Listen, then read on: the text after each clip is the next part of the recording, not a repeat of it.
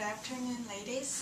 I'm the second year science student, Lucine Park, and I'm concentrating on Africa studies and conflict management here. So I want to talk about conflict in Africa. Have you watched Hotel Rwanda? Yes. Have you? So this is a movie based on a true story, and which is picturing about what happened in Rwanda in 1994. When you watch this movie, what do you think about what happened there? So here, as Irene didn't watch this movie, I'm gonna briefly talk about summary of this synopsis about this movie. So Paul, who is a hotel manager, try to save as many Tutsi as possible, even though he is Hutu, while Hutu power is trying to kill basically all Tutsi in Rwandan soil.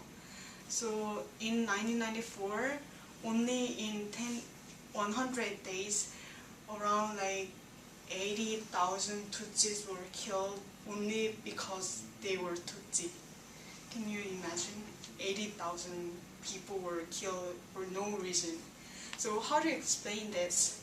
Are these Hutu all just evil, which cannot be, which is unfathomable unless they're evil? So today I'm gonna talk about, I'm gonna introduce some of the explanations and theories about what happened in Rwanda in 1994. And then I'm gonna give you my explanation and my analysis about what happened there. And then if I have some time, I'm also gonna talk about how these wrong interpretations is dangerous to the current situation in Rwanda. So what happened? Some people would say that it's caused because of this happened because of inherent ethnic hatred between Hutu and Tutsi. So when there are two bi-ethnicity in the same country, they're just born to fight each other.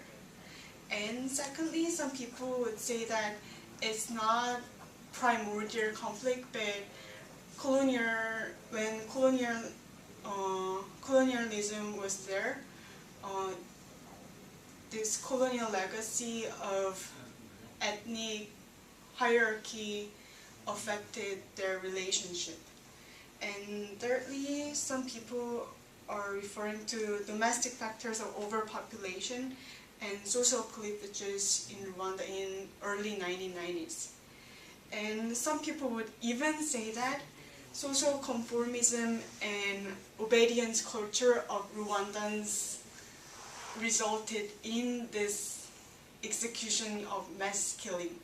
So, which means because Rwandans were they were uncritically affected by these genocidal norms, so they just didn't really think about what they're doing, but they just killed anyone just basically around them. However, all these explanations are assuming that Rwandans were just passive actors in this crisis in 1994. However, they were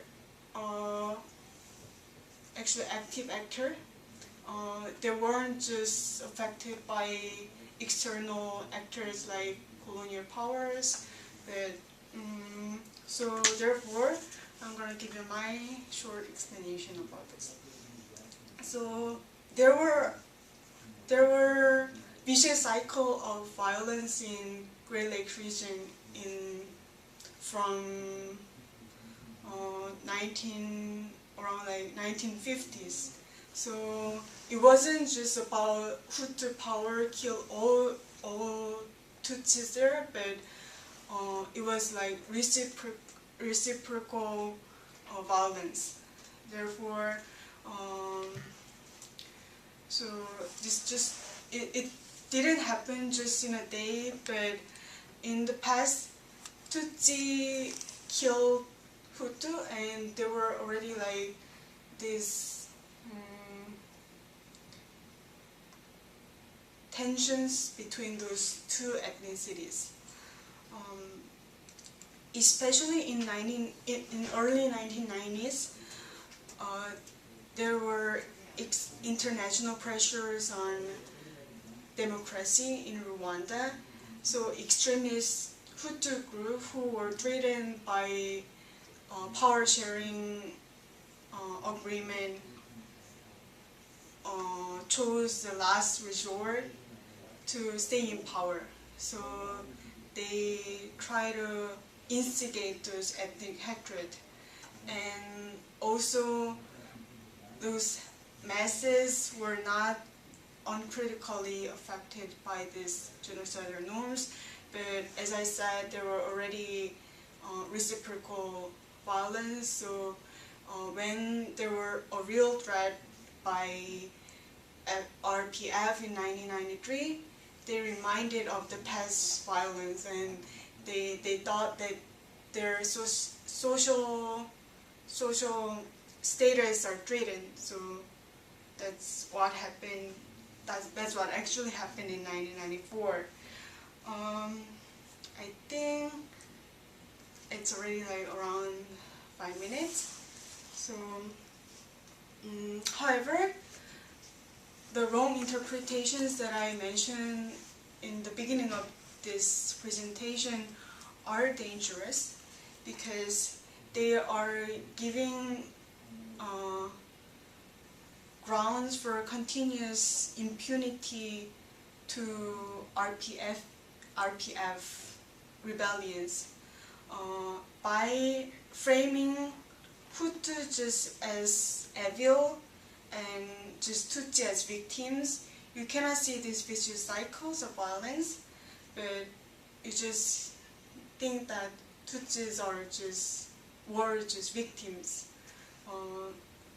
And now Tutsi have been gaining power in Rwanda since 1994, and there were continuous violence which is not invisible to external world.